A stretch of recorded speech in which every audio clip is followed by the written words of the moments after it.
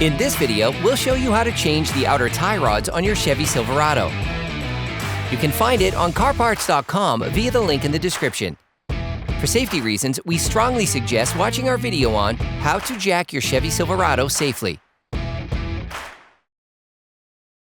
Turn the brake disc inward to make this operation easier. You can now see the outer tie rod. The components to be removed are very often seized up, so don't hesitate to brush and to use penetrating oil to make removal easier. With a marker, trace a line between the inner tie rod and the outer tie rod. This will be useful later on during its assembly and disassembly.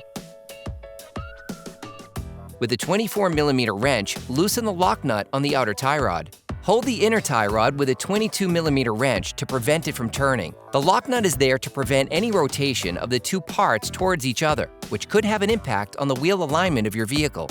Using a ratchet and a 10mm socket, hold the ball joint to prevent it from turning. Using a 21mm wrench, unscrew the outer tie rod holding nut.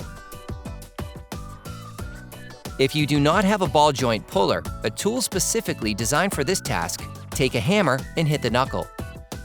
The ball joint should come out of the knuckle.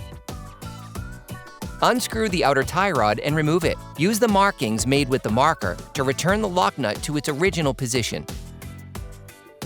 Then, measure the distance between the lock nut and the end of the inner tie rod using a caliper. In any case, a wheel alignment check will have to be carried out by a professional soon after having performed this operation. Remove the lock nut from the inner tie rod.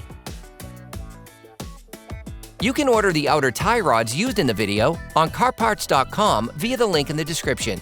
Screw the lock nut back on until the distance measured with the caliper is reached.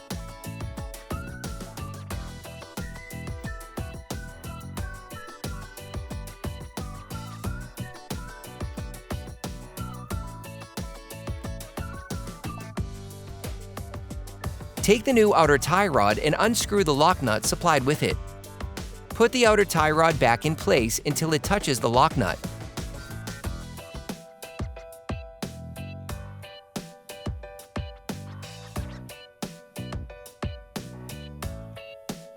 Hey, it's Alex from CarParts.com. For great content, our best price, and fast shipping, download the CarParts.com app now.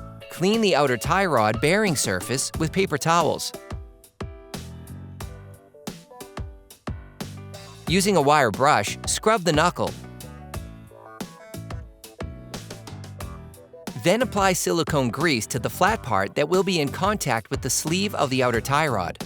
Do not grease the inside of the cone. Put the outer tie rod back in place in the knuckle. Put the nut supplied with the new part in place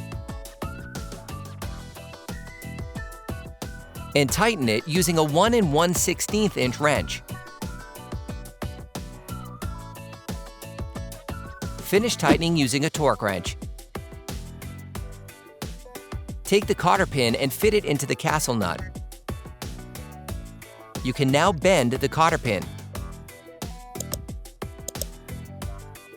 Finish tightening the lock nut using a 24mm wrench by holding the inner tie rod still with the help of a 16mm wrench to avoid damaging the outer tie rod.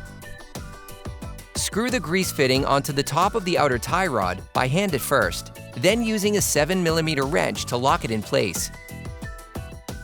Then you will be able to put the wheels back on your vehicle. Put the car back on the ground and block the wheels properly. Operation complete. Quality parts, priced right, CarParts.com.